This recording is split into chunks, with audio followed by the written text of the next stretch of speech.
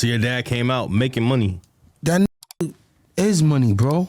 Like everywhere in the world, there's a Remo and an Adam that's going to help a nigga just because they fucking want to. Or because the niggas just been so good to them and now they finally got something to offer them and they hit them back and, yo, come with me on this. I see y'all do it all the time. Y'all still throw bones to niggas that don't work for y'all no more. Y'all don't even gotta mention these niggas, bro. And in my twisted mind, it's all staged. Right? A lot of people think that.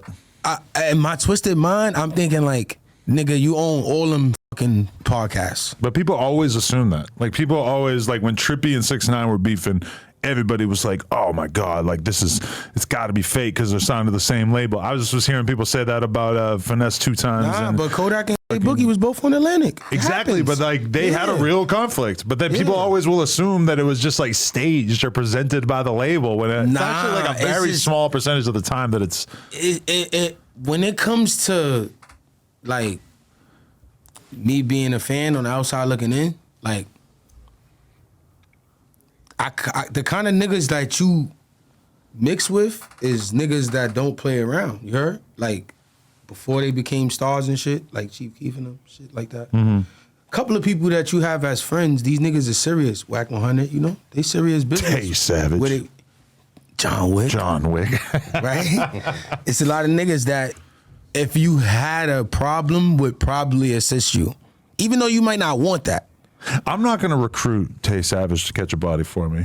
You don't gotta recruit him to catch a body because he might just do it without me asking. Nigga, the killer ain't gonna want to kill you no more once you got John Wick with you. That's the thing. When you looking at J Mane and his friends, these is young Ooders, and then you got his cousin and them. They all shooters too, and it takes a John Wick to stop the incident. You think J Mane got a body? Yeah, probably. Probably. He probably do. I'm gonna be real, cause when I met, you gotta understand, when I met J Mane was the first one to put a gun in my hand with a beam. For real? Yeah, when I'm flexing on Facebook in 2013 in Chirac with the beam. So J Mane acting sheepish and putting all this blame on Tay Savage and acting like he's John Wick, he's the most worst bully in the history of Chicago. He might be kind of trying to take a little bit of the spotlight over his own deeds. I think that that's his way of doing things. Like I think that's his way of ironing things out with people he had issues with. Like, this is what I got to offer. Let's do this. We could keep doing this. I'm always gonna have this in case y'all niggas want to do this, but this is what I feel like we should do. And it's certain niggas that's going for it and there's certain niggas that's not. But majority is going for it because you gotta think of where it started with John Wick.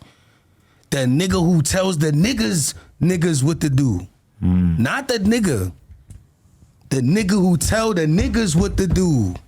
What's going on between Tay Savage and Lil Durk? We're trying to figure it out. I think it's just like they got the same power, but Tay is him in the streets and Durk is him with the money. I think like Durk is Tay Savage. I feel like Tay deserved Durk's spot and Durk. We need you to bring the BDs together. I don't think I could bring them together, but I would advocate for it. Like, okay. I would definitely like partner up with you if I could in a way to assist you with talking to certain people. Like I spoke with 600 Breezy. Like, great guy. Yeah, he be with my niggas in the hood. I be with, I used to be with Billy and them. But we came to when we see each other, we fight one-on-one. Everything is cool. You've known King Yella for a long time. Yeah. Recently, 1090 Jake made this video about him. Tragic. He's been running around doing video responses ever since. So, you asking me how I feel about it? I did a 600 Breezy interview like 2-3 weeks ago, and the clips are still dropping, and she hasn't dropped the clip where he talks about King Yella yet, and literally he found out about this 1090 Jake narrative about King Yella. He was with you? No, he found out about it literally like 5 minutes after we finished the podcast. So the clip of him talking about the encounter in the mall and everything is still great. It's still hilarious hearing him talk about it, but it's lacking the context of what has happened since then. Such is the life of a Clipper. I was around for that. Oh, you were I was in in Vegas? Yes. Yeah. I'm gonna ask Laura when that clip comes up. How is Laura, man? We never get to see Laura. How do you feel Hey, Laura. about the King Yella situation? King Yella. That was your boy. King Yella is a rat, bro. Like, not a rat, because we gonna, like J-Main said, we're gonna stop confusing the fans, right? It's a difference between a tattletale and a rat. Mm-hmm. The rat is the nigga who steps on his man head to get out of jail early. Right, which when they both supposed to go to jail together. You can't put that on Yella. That's not what I can't say he did that yet, but it's kind of like the Butter situation, right? Like, we seen the Italian beef and Pepsi, but we never seen a statement, right? We got interviews with Little J saying this, and we got interviews with him saying that, right? Then we got him saying he's not an informant, he's not on the old block case, he's not taking a stand, and then we're watching this stuff actually come to life in front of our face. So we don't know what's coming next for Yella. Personally, according to the documents provided and the audio response, because if you look at his live, I was in his comments putting cheese. Like, you was talking too much, bro. You know, like I know, that the feds been investigating y'all niggas probably just as long as they been investigating us. We all gang members, right? When we first come around each other, 2013, 2014, 2015, we just a bunch of niggas with lit Instagrams making good songs and maybe some people paying us $500 for a feature, right? We ain't no big time stars yet. We all gang members. We know the rules, right? Okay, if I'm in an interrogation for a gun,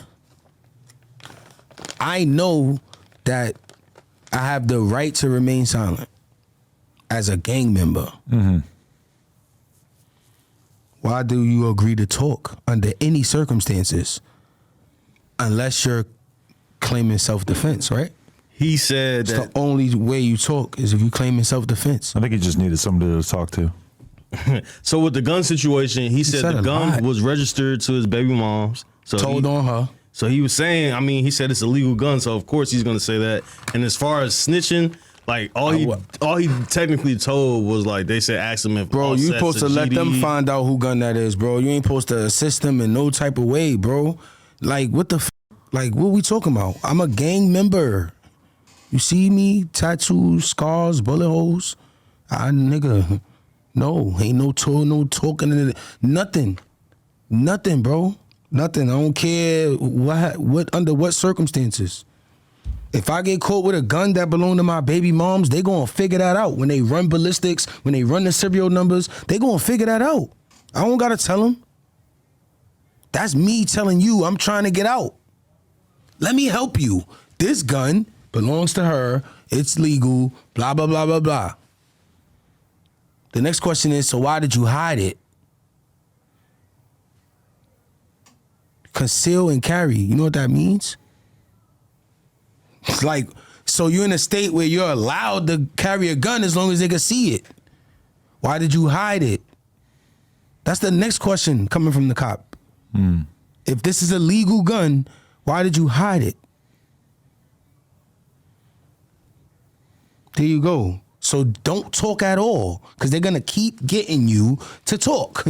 No matter how you think you want to minimize it, or I thought I was running game on them, or ain't no swindling the police, nigga. You going to get swindled.